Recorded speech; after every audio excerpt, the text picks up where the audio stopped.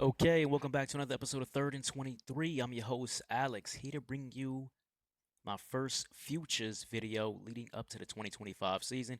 If you're new to the channel, I do football betting videos, both on college and pro during the regular season. I do quite a few videos throughout the week, whatever my predictions may be. And in the off season, starting last year, I did a lot of futures videos with a focus on over under wins. I'm going to give you several videos like that throughout the off season, both college and pro. So in this video, we're going to start it off with Alabama. Alabama's currently set at 9.5 wins. And if you're betting the under, are you going to bet against the brand? So when you're talking about Alabama, they're coming off of a season that was disappointing. It was Kalen DeBoer's first year at Alabama. They, in my opinion, had a stacked roster, and they were not able to make it to the college football playoff.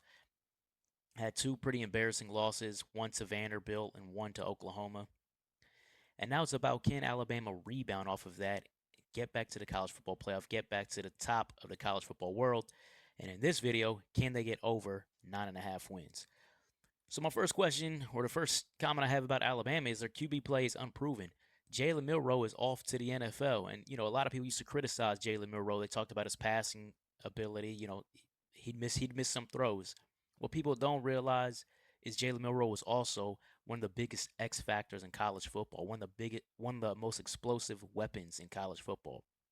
Had nearly 40 touchdowns last season. Led Alabama in rushing. Despite whatever you want to say about his passing ability, he could still hit throws downfield, which is why players like Ryan Williams is now become a household name.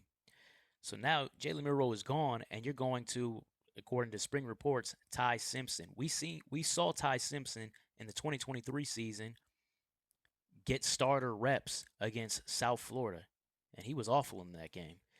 We know what Ty Simpson is. This is going to be a step back, no matter how you want to slice it. You can say whatever you want about Jalen Milroe and try to hype up Ty Simpson all you want. This is a step back at the quarterback position for Alabama.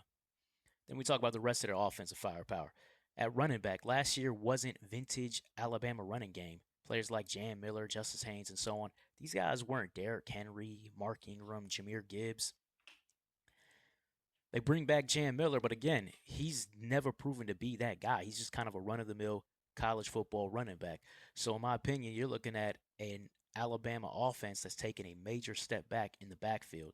At receiver, you bring back Ryan Williams, you bring back Jeremy Bernard, two really good receivers. But with Ty Simpson instead of Jalen Milroe throwing the football, I don't think you're going to see Ryan Williams and Jeremy Bernard do the damage this season that they did last season. So as I said, overall, I think you're going to see this Alabama Alabama offense take a major step back. Now, talk about some of their defensive losses. Bama brings back quite a few guys on defense. Guys like Deontay Lawson's probably going to be the leader of that defense. I think they bring back three-fourths of the secondary. But they got some major losses too.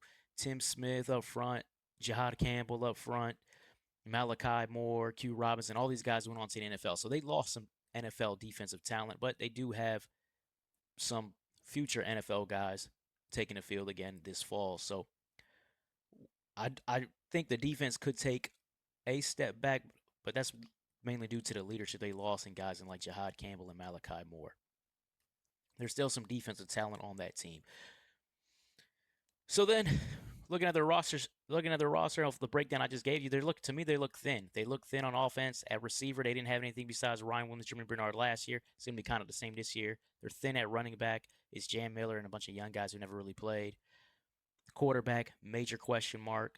I expect Ty Simpson to not finish the year as a starter. I wouldn't be surprised they went to that five-star freshman they got. So I just don't think they're up to the Bama standard that you're used to seeing, at least that you're used to seeing under Nick Saban. So when we look at this line, 9.5 wins. 9.5 wins is right at the top four teams in terms of over under wins from Vegas. In projected wins from Vegas are Ohio State, Oregon, Penn State, and I want to say Notre Dame. But it's at 10.5. So right under that, you have Bama at 9.5. So what you're saying, if you believe in the over, is you're saying Alabama is not only going to win at least 10 games, they're going to be back in the college football playoff and probably be a top 7 seed. And I just can't see 9.5 covering 9.5 with an offense that has this many question marks that is absolutely going to take a step back, which is why I am leaning under 9.5 wins for Alabama. I don't think that an offense like this can go through a season with less than 3 losses when you got games against LSU, a national title contender, at Georgia, at Auburn in the Iron Bowl, and they're going to be improved. I just don't see it happening. So I'm leaning under 9.5 wins for Alabama. So this is my first futures bet that I'll be locking in this for this fall.